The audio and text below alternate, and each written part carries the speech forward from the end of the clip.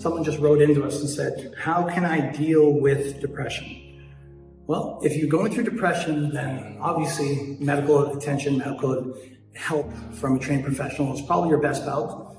But if you don't have access to one right away, then there's a handful of things that we normally suggest. Number one, in order to make change in the body and the mind, there's only 3 ways to do that. That's through your psychology, the way you think, through your biology, what you put into your body, and through your physiology, which is how you move your body. Right now, I want to talk about the biology or the biochemistry. There's a book out there by Dr. Mark Hyman called Forever Young. I don't have any affiliation to him. I don't know him personally, but I'm familiar with his stuff. And one of the things that he says in that book is he talks about eating in a way that supports not just your good mood, but to keep you young. Young as in having high energy, having the ability to stay active, to have a cognitive, like to have a fast working mind. So it's not blurry or it's not forgetful or, it's not what we would classify as being old. And one of the things that he talks about is he talks about hormones. Now, when you think about hormones, we know that the quality of your hormones is the quality of your life. So if you have great running hormones, if they're at high levels, then usually you're able to build muscle, you're able to have high energy, you're able to recover quickly, you're able to have vitality. But if you lack quality hormones, then chances are is you're probably moody, you're probably stressed out, you're probably sore or tired often. And if you try to do something physical, it's probably go to the gym or go for a hike, you're probably really exhausted. But what he explains in the book is that if you want to have a great quality of life, or if you want to be able to handle things like handling your depression, you got to make sure your hormones are in check. And one of the best ways to do that naturally is to make sure that the thing that produces hormones in your body is optimal.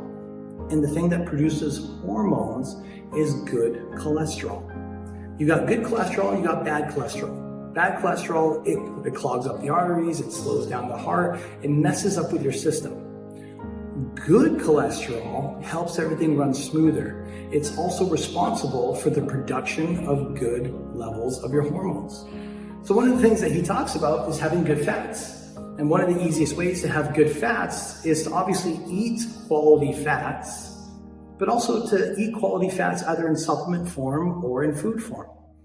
One of the most common ones that one of our clients talked about, she's a doctor out in Texas, is she said that in her mid to late 40s, she's been doing this for the past 10 years, and her body, despite being in her late 40s or mid 40s, it still runs just as smoothly and just as well as in her 30s, like in her early 30s. And one of the things that she accounts that for is having one full avocado every single day. Now it sounds so simple, like what the hell are you talking about? Literally, that's all she does. Amongst a handful of other things, of course, too, but one of her cornerstone actions that she takes every single day, without fail, is she said she makes sure she has a full avocado every day. Why?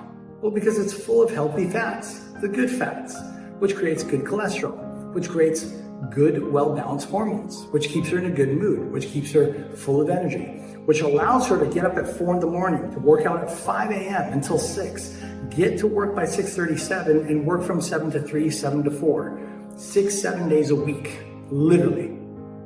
And then go home and run her side business, take care of her kids, do the kind of thing that most people would say, hey, that's like super mom quality stuff. You're doing a lot in such a short period of time. That's what I said to her. And she said, yeah, I know, this is why. It's because she takes care of her body. She takes care of her hormone levels through eating quality foods, which then helps her control potential problems like sadness, depression, and which helps her handle high levels of stress, higher than what most people would have to handle at her workplace and her home life. And she's able to tone it down. So in her mind, these problems that are big, she actually makes small. And emotionally, she's able to tackle so much more than what a lot of people can do.